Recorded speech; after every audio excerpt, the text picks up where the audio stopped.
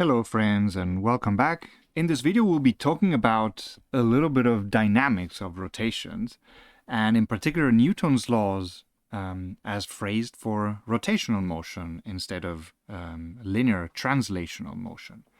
And we'll see, you're about to find out like there's essentially a one-to-one correspondence between any one of the translational physical quantities that you talked about, from position, velocity, acceleration, force, energy, and all of that. There's an exact equivalent for rotations as well. And so, spoiler alert, we'll be able to describe like a whole new range of phenomena with admittedly a new or relatively new language, but the relationships between the various quantities is precisely the same mathematically as between quantities that you're already very familiar with. And so you can utilize a lot of the intuition that you already have about those, for example, how, I don't know, force and acceleration are related and mass, and you can use this intuition for these new, more complicated and more interesting maybe not more interesting, but at least equally interesting scenarios that we will be considering. Okay, right. So at some point a week ago, or in the week about statics and equilibrium, we introduced the concept of torque. We called it tau. We said it's a vector and that it's the cross or vector product of the lever arm and the force applied. And we said that the condition for equilibrium was that the net or total torque needed to be zero. So no total torque, no net torque is the same as no rotation, no change in rotation. And this already reminds us a little bit of Newton's first law, which is in the absence of forces, the motion of an object remains the same, either at rest if it is at rest, or constant velocity if it is moving at a certain velocity. Now it's a little early to extend this to angular velocity, but at least we know that somehow a non-zero torque must be associated with some rotational behavior. So if the net torque is not zero, then there's got to be something about rotations happening. And remember, let's draw this parallel. Let's do it a bit like this. In translational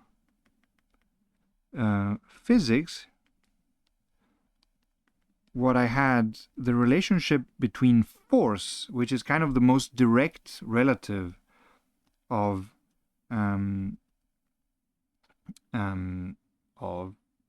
torque for translations, the relationship with motion and force was that there's a direct proportionality between force, the net force applied, and the acceleration of the object, and that the proportionality constant is the mass of the object. I'm sure you remember this, nothing surprising there, but you may be surprised or fascinated to know and to learn that for rotations, so the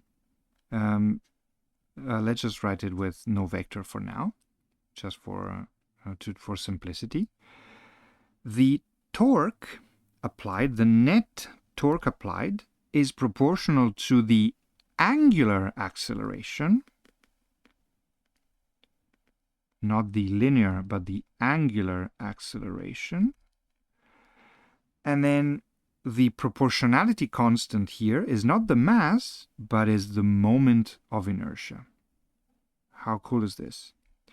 So there's already this equivalence, or these two equivalences between translations and rotations, of mass and moment of inertia, and, for example, acceleration, and this is a little less surprising, an angular acceleration. These actually join some parallels that we already knew about, namely, position was, for example, denoted for rotations by an angle, phi, and velocity, which is also the first time derivative of position,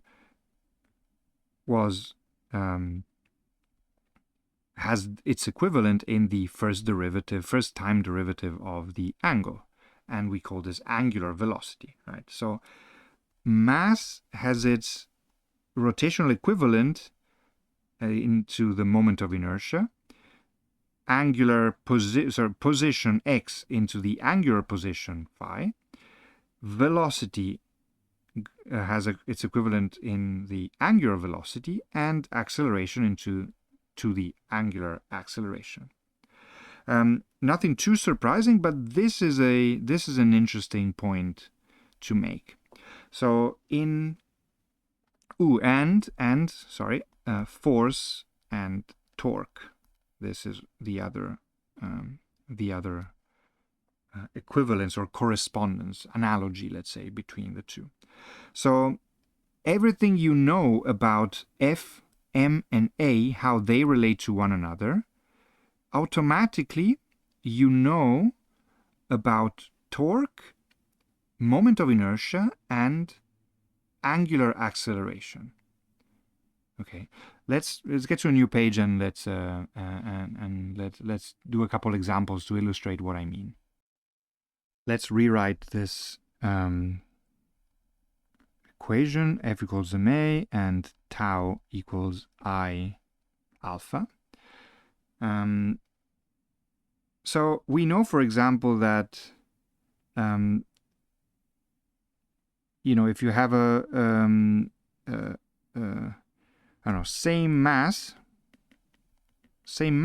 you need a large force to give a large acceleration, and small force leads to a smaller acceleration. Nothing new, nothing fancy, but we can use that same exact idea, same way to read this equation, to say that if I have the same moment of inertia, so same object or same moment of inertia, then you need a large tau, torque, to give a large angular acceleration, and similarly a small torque gives you a small angular acceleration. Okay, so this is hopefully helping you in this process of starting to attach to moment of inertia a similar meaning than mass. That's also why it's called inertia, because inertial mass is how much an object resists being accelerated. Maybe I can write it down. So m is how much an object resists being accelerated, and the moment of inertia is how much an object resists being spun or being rotated.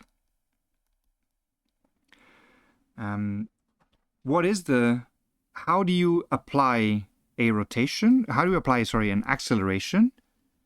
F, right? If you apply a force, this results in an acceleration. How do you accelerate? How do you speed up or slow down the rotation of an object? By applying a torque. That's the equivalence.